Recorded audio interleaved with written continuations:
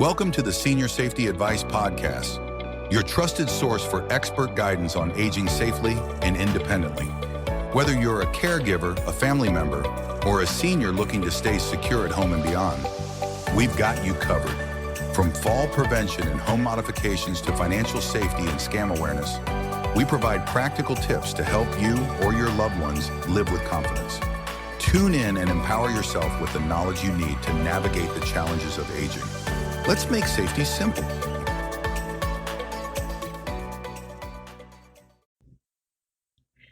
Fire safety is particularly crucial for senior citizens due to several factors that increase their vulnerability to fire-related injuries and fatalities. Here are the primary reasons why fire safety is essential for seniors. First, there is an increased risk of fire-related deaths and injuries. Statistics show that seniors aged 65 and over are 2.5 times more likely to die in a fire compared to the general population.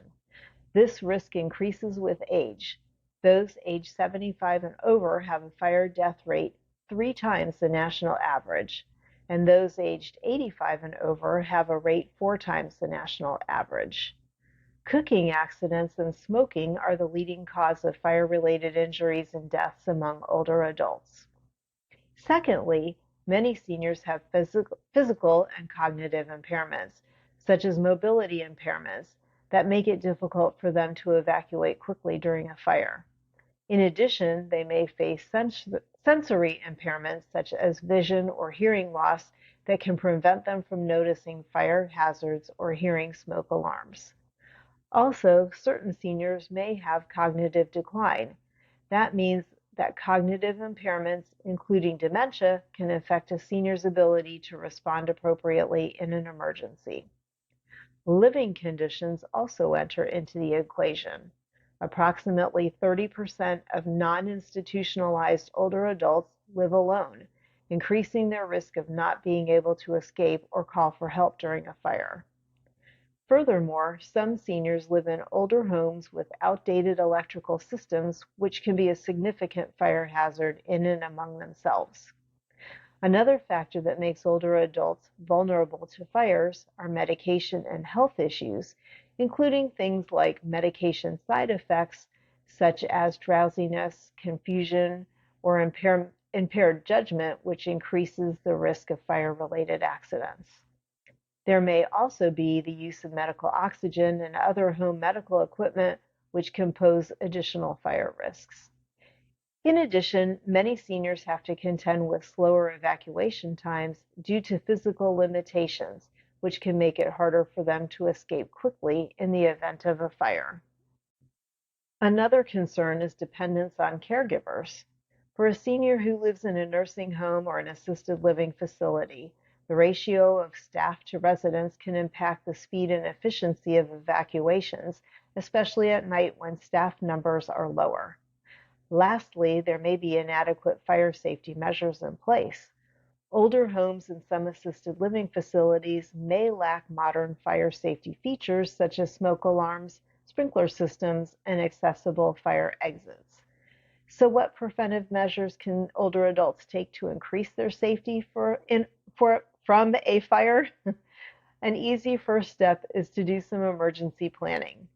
Developing and practicing a fire escape plan tailored to you or your senior's abilities and living conditions can significantly improve the chances of surviving a fire.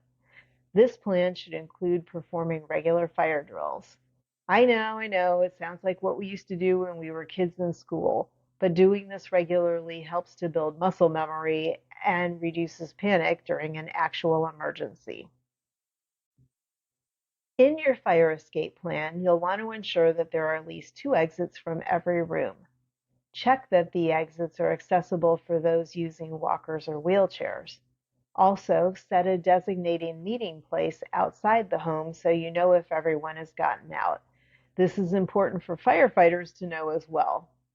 If you're living in a multi-story home, it's best to sleep in a bedroom on the ground floor near an exit. Keep your eyeglasses, canes, walkers, and hearing aids next to the bed or where you sleep at night. Ensure that pathways are clear of clutter to avoid tripping hazards during an emergency.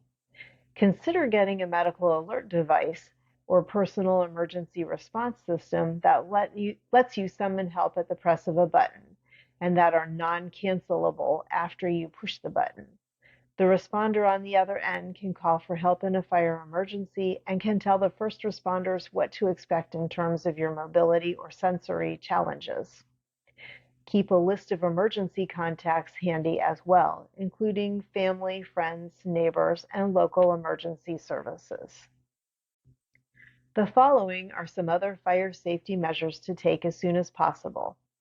First, did you know that there are smoke alarms that come with strobe lights or bed shakers? Using these types of alarms can help alert seniors with hearing impairments. Another type to consider installing is smoke alarms, smart smoke alarms that send alerts to smartphones. Make sure to regularly inspect your electrical outlets and cords for damage and replace frayed or damaged cords immediately. Also, avoid overloading your electrical outlets. Use surge protectors where necessary. And again, be sure to keep your living spaces tidy and free from clutter, especially in escape routes. Store flammable materials like gasoline, cleaning agents, and paints in well-ventilated areas away from heat sources. If you use medical oxygen, remember to never use candles, matches, or other open flames, and keep your oxygen tanks away from flammable materials. In the kitchen, never leave what you are cooking unattended. If you need to leave the room, you should turn off the stove. In addition, keep flammable items like dish towels away from stove tops. Use timers to remind you of cooking tasks in case you get distracted, and consider installing a stove shutoff device. We have more information about those on our website. If you have a grease fire, never use water to put it out. Instead, cover the pan with a lid or use a fire extinguisher or fire blanket, which should be kept under the kitchen sink or in a cabinet near the stove so you can grab them quickly during an emergency. If you use a space heater in the winter, keep it at least 3 feet away from anything that can burn and turn it off when leaving the room or going to bed. If you have a fireplace, have the chimney and fireplace inspected and cleaned annually to prevent creosote buildup. If you use an electric blanket or heating pad, inspect them for damage before use and avoid folding them while in use. If you are a smoker, smoke outside. Use large, sturdy ashtrays and ensure all smoking materials are fully extinguished when you're done. And never smoke in bed or when you're drowsy. If you haven't gotten them in your house already, install smoke alarms on every level of your home and inside and outside sleeping areas. Test your smoke alarms monthly and replace the batteries at least once a year. You should replace your smoke alarms every 10 years as well. Another great thing to do is to install carbon monoxide alarms and maintain them similar to how you maintain a smoke alarm. So what if there is a fire? Well, if a senior encounters a home fire, it's crucial for them to act quickly and follow specific steps to ensure their safety. First, evacuate immediately. Leave the house as quickly as possible. Do not waste time gathering your purse or your wallet or personal belongings. Before you open any doors to get out, though, you want to feel it with the back of your hand. If it's hot, do not open it and look for an alternate exit. This is why we say each room should have 2 exits, because if you can't get out the door, you may have to go out a window. If you live in a multi-story building like an apartment complex, always use the stairs instead of the elevator, because the power could go out and then you would be trapped inside. You also want to stay low to get out, and you may have to crawl to get out. Smoke rises, so staying low to the ground helps you avoid inhaling the smoke, and crawling can help you avoid tripping and falling. You want to signal for help if you're trapped. If you can't escape, go to a room with an outside window. Close the door behind you, seal any cracks with cloth or clothing to prevent smoke from entering. Then signal for help by waving a white cloth or using a flashlight or the flashlight app on your phone while you're standing at the window so you can signal rescuers. Try to remain as calm as possible. Panicking can lead to poor decision making. One other tip is if your clothes catch fire, stop immediately, drop to the ground, and roll to extinguish the flames. Once you have evacuated and you're outside and safe, call 911 emergency services to report the fire. If you do not have a phone, ask a neighbor to call for you. And then now that you're outside, stay outside. Do not go back into the house for any reason until the fire department has said it's safe to do so. If you have any mobility issues or other special needs, inform the firefighters immediately so they can assist you appropriately. In conclusion, making sure that fire safety and prevention are taken seriously is very important, especially for older adults. Seniors are at a higher risk of getting hurt or dying in a fire because they might have trouble moving quickly or seeing, hearing, or thinking clearly. Ensuring that homes are equipped with functional smoke alarms, maintaining clear and accessible escape routes, and practicing regular fire drills can significantly enhance the safety of older adults. Additionally, educating seniors and their caregivers about fire hazards and prevention strategies is crucial for reducing risks. I hope these tips have helped and have given you some ideas of ways that you can boost your fire prevention safety. Thanks so much for tuning in. We'll see you in the next episode.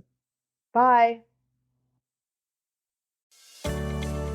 That's it for today's episode of the Senior Safety Advice Podcast, helping you and your loved ones stay safe, independent, and informed.